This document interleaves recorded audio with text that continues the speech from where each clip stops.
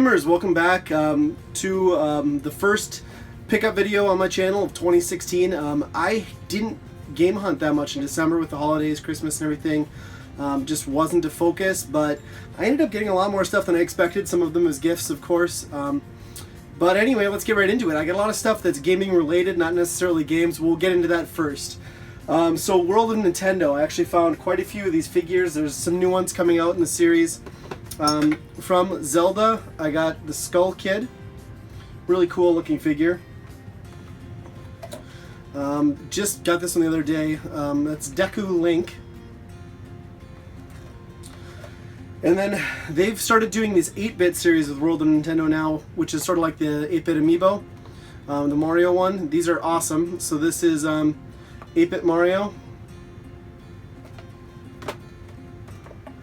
8-bit Donkey Kong, or Donkey Kong, however you want to pronounce it.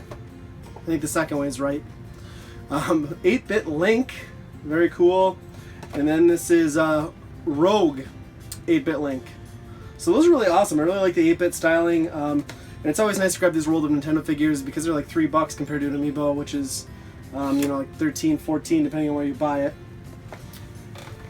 And then from there, my wife got me some really cool stuff, the wife and the kids, for Christmas. These are World of Nintendo too. I had not seen these before and they picked them up.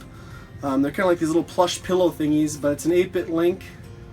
Really cool. They're going on my game couch after I get done with this video here.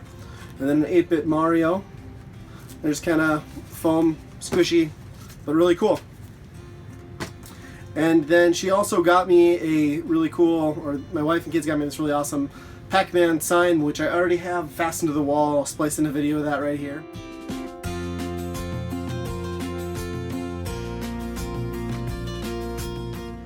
Yeah, so that thing's pretty sweet.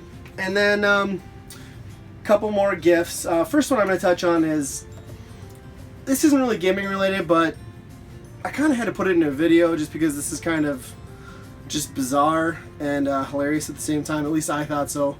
My mom and dad bought me this, and it's this man cave bottle chiller. And what it is it's this thing, this little plastic device or metal device that you're supposed to put in your freezer and then drop into your beer, which is supposed to keep it cold the whole time you drink it. Now in theory that sounds really great, but take this thing out of the package, look at it. Look at this. What the hell do you think this is? Do you instantly think, oh, this is something that needs to go in beer? Like, okay, you're at a party, some guy walks out with a brand new beer and whips this thing out of his pocket. Honestly, this thing, what's going through your head right here? So, not only do I not want to be near the guy that pulls out this and at a party, but I definitely don't want to be near the guy who puts this in his beer and then drinks from it. It's a bit nutty. Anyway, let's get back on task here. So I got these as a gift too from my parents. Very cool. This is Boss Monster, and this is a card game. Basically you build dungeons, you try and lure people in and kill heroes. The first one to kill 10 heroes wins the game. A little bit of strategy to it, a little bit of luck. It's really fun. And then I also got the sequel with it, and that's Boss Monster 2. Now you can combine these decks together to make one super deck. But they're actually really fun games. My wife was hesitant to start playing it with me, but now she's kind of gotten into it. And it's a fun game to just sit down and play, on an afternoon when, I don't know, when you feel like playing a card game, I guess. So very cool. And last gaming related item is one I got off of Craigslist just over the weekend, so like a couple days ago here. This went up on Craigslist and I couldn't believe it. Guy was asking $20 and it is the World of Nintendo Super Mario World figures. Really cool set, and it came with the original box and everything. He was only asking $20. You usually see it go for around double that. I mean, it depends.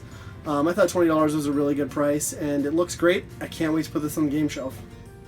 Alright, into the games. I have a December birthday, so I tend to get a lot of birthday Christmas gifts. But anyway, my wife and kids for my birthday were awesome, and they ordered me the 8-bit Christmas 2015 from Retro USB. And they do these every year. They make a holiday game, and they put a custom message in it for me. And it's a really good game. This is actually one of the funnest ones I've played as far as the holiday games, 8-bit Christmas. And the bonus is if you've got a top-loading NES, you can plug this in, and there's lights in there, so you get a little bit of a light show.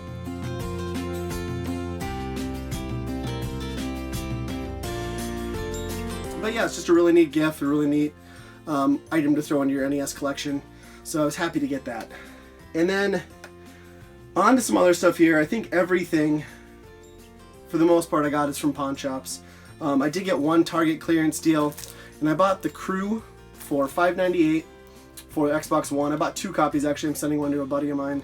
It was just too good a deal to pass up. I know it's not supposed to be the best game, but really it's worth trying at that price. And then my local video game store, I think there might be a few in this chain, but there's just one in our area. It's VidCycle. They were doing a deal where it was buy 3 or get the 4th free on all video games. And I just happened to be in there and I found a few that I wanted. So for $4 I picked up Arkanoid. Actually it's Arkanoid Do It Again. I don't know, the name's weird. Really fun game though. And I got 3 NES games, all $1.99 each. Iron Tank from SNK. Racket Attack, which is actually a pretty good tennis game now that I've played it. And Ferrari Grand Prix Challenge.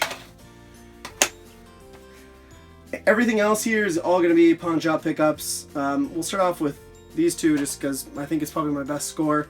I got to clean this card up yet. I probably shouldn't be showing it like this, but it was such a good deal. I'll clean it up later. It does play. I've tested it. And that is Yoshi's Island for the Super Nintendo. They had it marked for $9.99. I cleaned up the cart quite a bit already just to get it to play, but it does work. The battery's good. That's a steal of a deal for that game.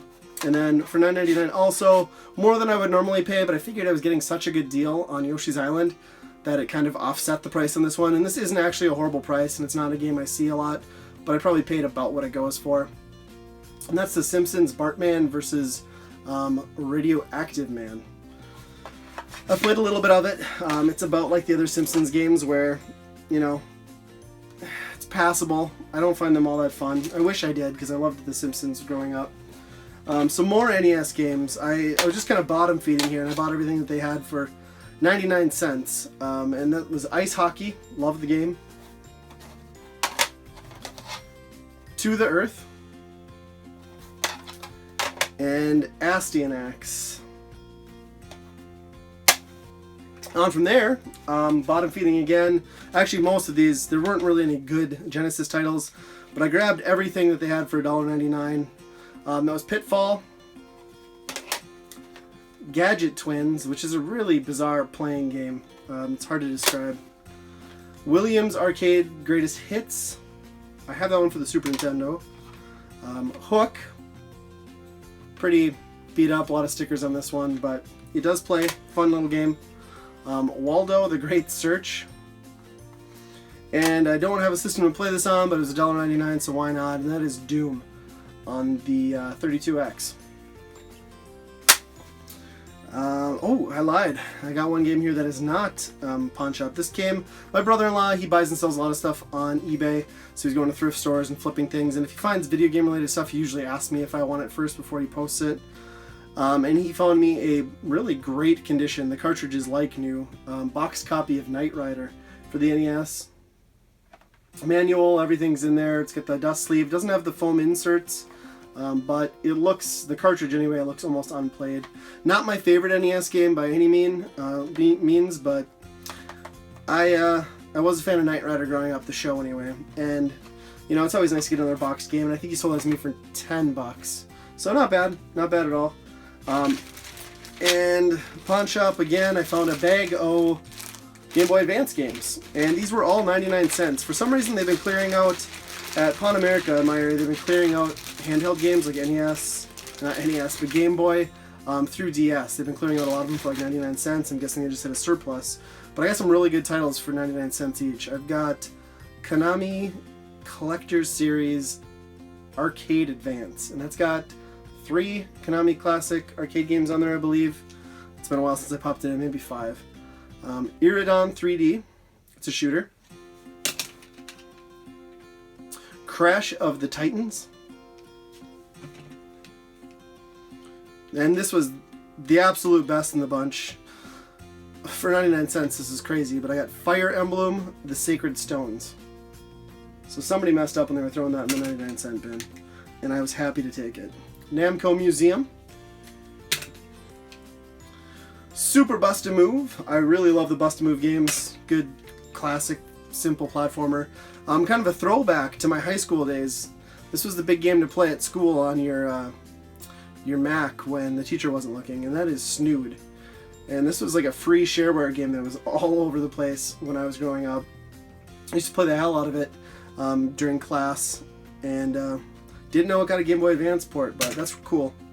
Not the best version of it, I gotta say. I played a little bit of it. It was pretty rough on the controls. And that's basically just a Bust-A-Move clone is all it is. But it's a decent one. And then Gremlins, Stripe versus Gizmo. Played a little bit of this. Probably won't be playing anymore. It wasn't my favorite game, I'll be honest. A PlayStation 4 pickup. Pawn shop again. All the rest of this is gonna be pawn shop. The Evil Within. That was $7.99. I couldn't leave it there at that price. I haven't gotten a chance to play it yet. I've heard mixed things. Some people really like it, some really hate it, but I don't know. It looked worth trying for that price for me. And then from the 99-cent bin, it made a triumphant return at Pawn America again for me. Got this stack of games. First one up, Grand Theft Auto, the double pack for Xbox. It's got Grand Theft Auto 3 and Vice City. Area 51 for the Xbox. Manhunt. Headhunter Redemption. I don't know if this is I assume it's a sequel to the original Headhunter, which had been a Sega Dreamcast game that later got ported to some other systems like the PS2 over here because it didn't get an official North America Dreamcast release. Judge Dredd, first-person shooter. Dynasty Warriors 4. I'm a fan of these Dynasty Warrior games. I mean, they're kind of mindless, but they're fun. And Blood Rain 2. And I can't believe this. Still sealed, factory sealed copy. Well, there's a little bit of a tear down here now. Of Mercenaries for the PlayStation 2. And the last one is Ruin Viking Warlord. I don't really know a lot about this. It's a PlayStation 2 game. It just looks sort of interesting, so I grabbed it. But yeah, not bad. Not bad for a month where I really didn't game hunt at all. Everything was super cheap, got some great deals. There were a couple other 99-cent games that I'd picked up over the course of the month that were quality titles that I flipped and traded for some other stuff. But yeah, for the most part, this is everything I picked up, and some great holiday gifts in there. I hope everyone had a happy holiday season, and you know, everyone's looking forward to another great year. 2016, we'll see what happens. I'm hoping to grow my NES collection some more. It's been kind of slow lately, so we'll see what happens out there. But as always, guys, thanks for watching.